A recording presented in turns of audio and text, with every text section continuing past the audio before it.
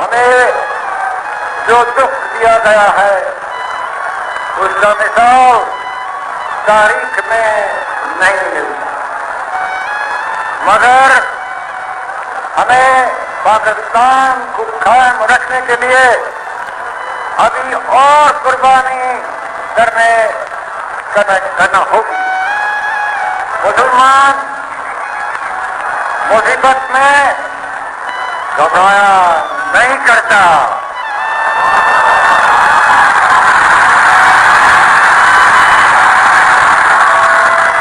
ہمارے حوصلے بلند ہیں۔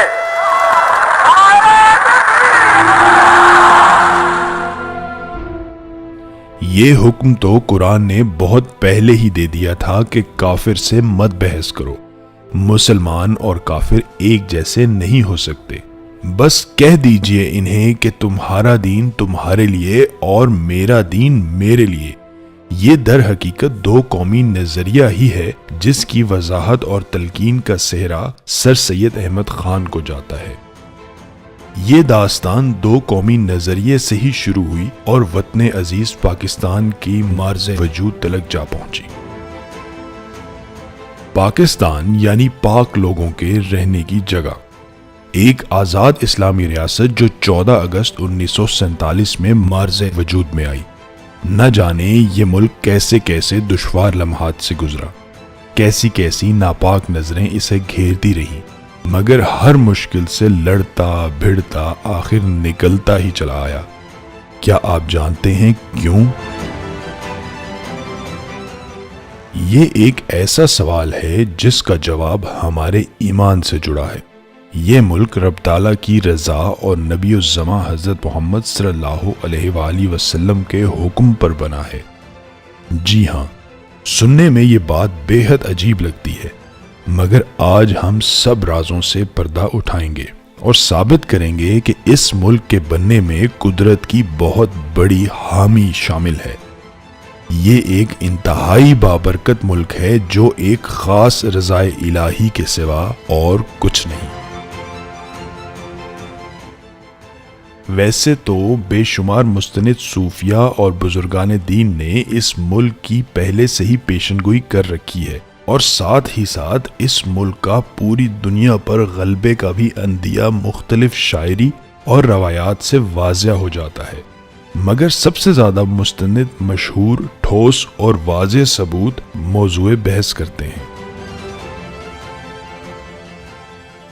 کیا آپ جانتے ہیں کہ نبی اکرم صلی اللہ علیہ وآلہ وسلم نے آج سے 1400 سال پہلے ہی اس ملک کی نوید سنا دی تھی؟ شاہ ولی اللہ محدث دہلوی رحمۃ اللہ علیہ نے طبرانی اور اوسط کے حوالے سے جو حدیث درج کی ہے کہ آپ نبی اکرم صلی اللہ علیہ وآلہ وسلم نے فرمایا، میں عرب ہوں لیکن عرب مجھ میں نہیں، اور میں ہند میں نہیں لیکن ہند مجھ میں ہے۔ یہ اس وقت کی بات ہے کہ جب ہند میں دین حق پر ایمان رکھنے والا کوئی بھی نہیں تھا۔ اس سے یہ ثابت ہوا کہ یہ خطہ شروع سے ہی منتخب تھا اور نبی اکرم صلی اللہ علیہ وآلہ وسلم کے قریب تھا۔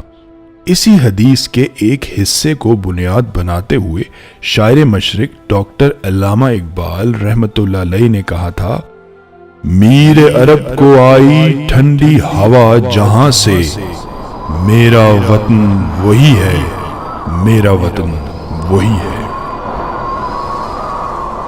دراصل یہ وہی زمین ہے جہاں سے آقا جہاں صلاۃ والسلام کو ٹھنڈی ہوائیں آتی تھیں۔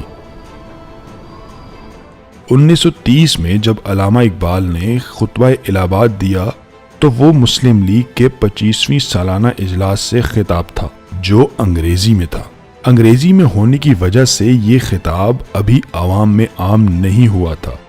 اس دور کے ایک نہایت ہی جید پیر بزرگ حضرت وزیر محمد واسو رحمۃ اللہ علیہ، جن کا تعلق پنجاب سے تھا، ان سے جب کسی نے کہا کہ حضرت صاحب یہ کیا ماجرا ہے، الگ مل تو محض ایک تجویز ہی لگتی ہے، ایسا ممکن کہاں ہو سکتا ہے؟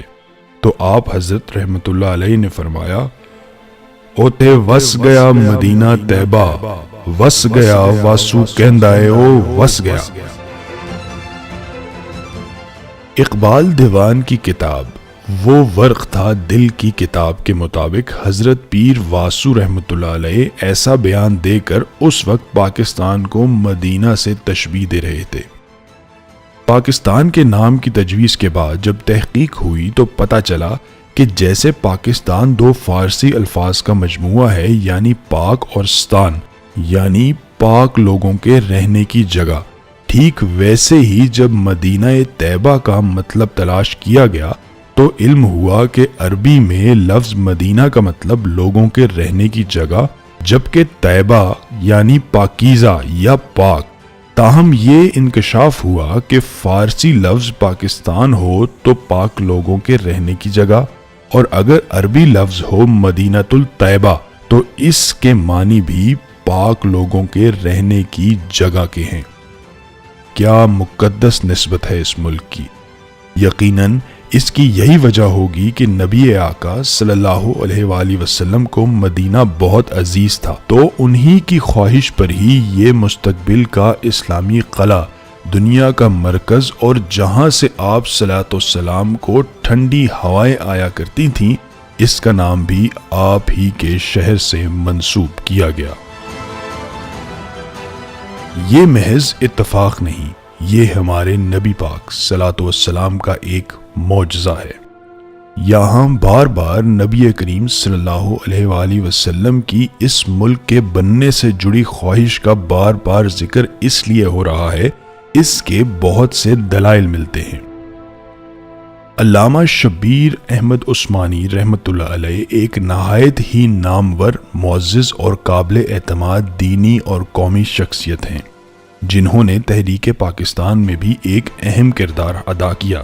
قائد اعظم محمد علی جناح رحمۃ اللہ علیہ علامہ کو بہت مانتے تھے اور آپ کو اپنا روحانی اور مذہبی استاد بھی تسلیم کرتے تھے۔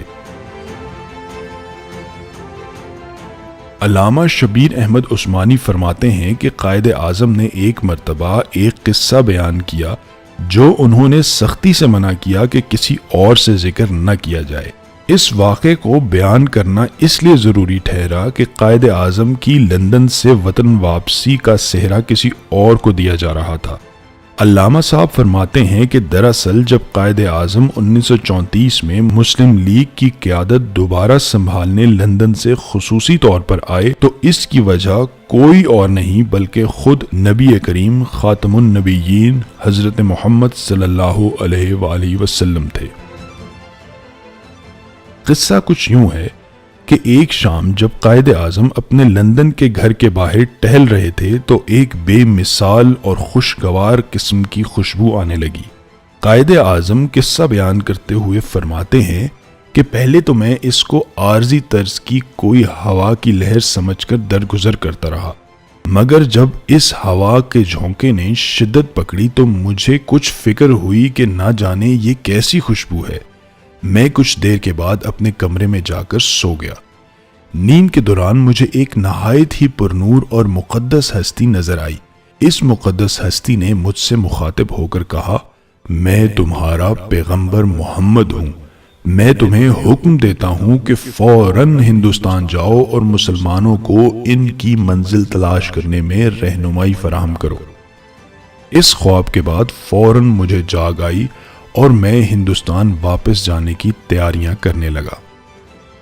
یاد رہے یہ وہی مولانا شبیر احمد عثمانی ہیں جن کو قائد اعظم کی وفات کی رات خواب آیا جس میں آپ نے قائد اعظم کو نبی اکرم صلی اللہ علیہ وآلہ وسلم کے ساتھ کھڑا دیکھا اور نبی اکرم صلی اللہ علیہ وآلہ وسلم قائد اعظم کے کندھے پر اپنا دست مبارک رکھ کر فرماتے ہیں، یہ میرا مجاہد ہے۔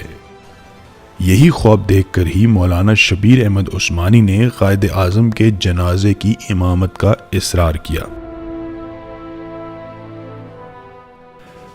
کیا آپ جانتے ہیں کہ پاکستان کون سے اسلامی تاریخ کو وجود میں آیا؟ مارزے پورے اسلامی سال کی سب سے مقدس شب 27 رمضان، جس پر رب تعالیٰ نے ایک خاص سورت بھی نازل کی۔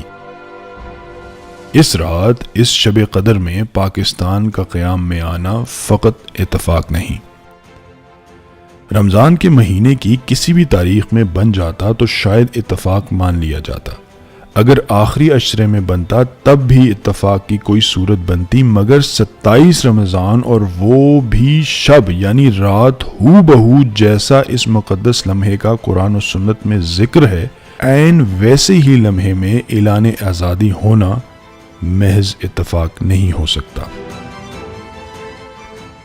اتفاقات کی ہی بات کرنی ہو تو یہ بھی محض اتفاق نہیں ہو سکتا کہ ہر اہم شخص جو اس ملک کے بننے میں ضروری ترین کردار ادا کرتا رہا، اس کے نام کے ساتھ محمد یا محمد سے جڑی نسبتوں کا ضرور اثر ہے۔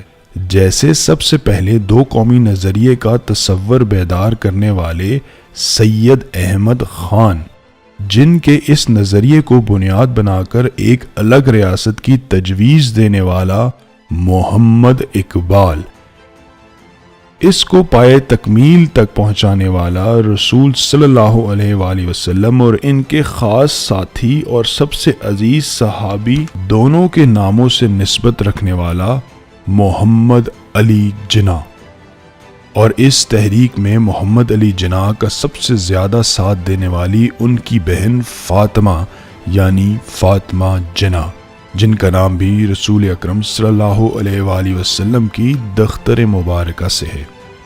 تحریک پاکستان سے جڑی ان اہم شخصیتوں کا نام رسول پاک صلی اللہ علیہ وآلہ وسلم کی نسبت سے ہونا بھی اس بات کی دلیل ہے کہ رب تعالیٰ کسی بھی طرح اس ملک کے تقدس میں کمی نہیں رکھنا چاہتا تھا۔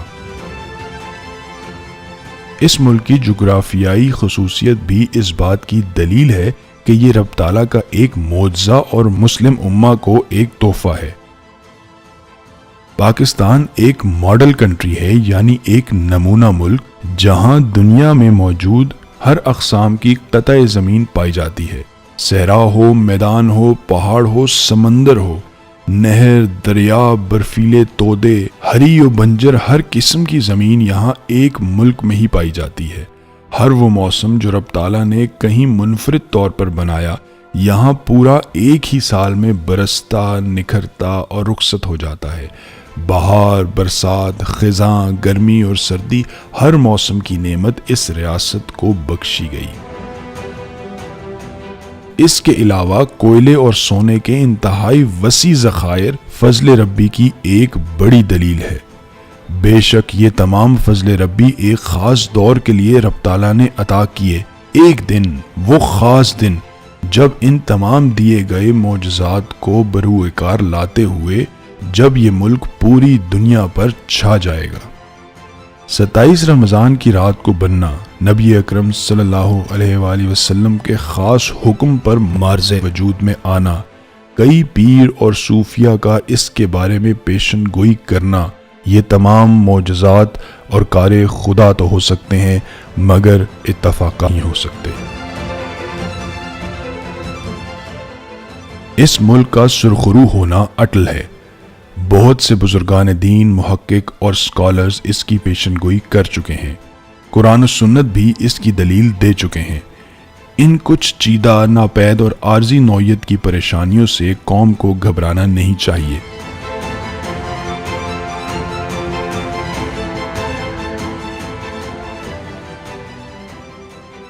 اس ملک کی برائی اور اس سے غداری رب تعالیٰ اور خود نبی اکرم صلی اللہ علیہ وآلہ وسلم سے غداری کے مترادف ہے۔ بیرونی قوتیں جو شیطانی قوتیں ہیں خوب ورگلاتی ہوں گی، ہمیں ہر صورت حالات پر سمجھوتا کرنا ہے اور اس صبح کا انتظار کرنا ہے جو جلد آنے والی ہے۔ جس خاص مقصد کے لیے یہ مملکت خداداد خدا نے خود اپنے خاص بندوں سے سجائی ہے، اس کے خلاف برا بھلا کہنے اور کرنے والے کہیں کسی شیطان یا دجال کے اس فتنے کے قائل تو نہیں جو دیکھنے میں تو سکون والا ٹھنڈا میٹھا پانی ہے مگر حقیقت میں ایک نقصان دہ آگ ہے، اور جو آگ ہے اور دیکھنے میں ہمیں کٹھن وقت لگ رہا ہے، مشکلات محسوس ہو رہی ہیں، وہ ایک دن رب تعالیٰ کے کرم و عطات سے پرسکون اور ٹھنڈا پانی بن جائے۔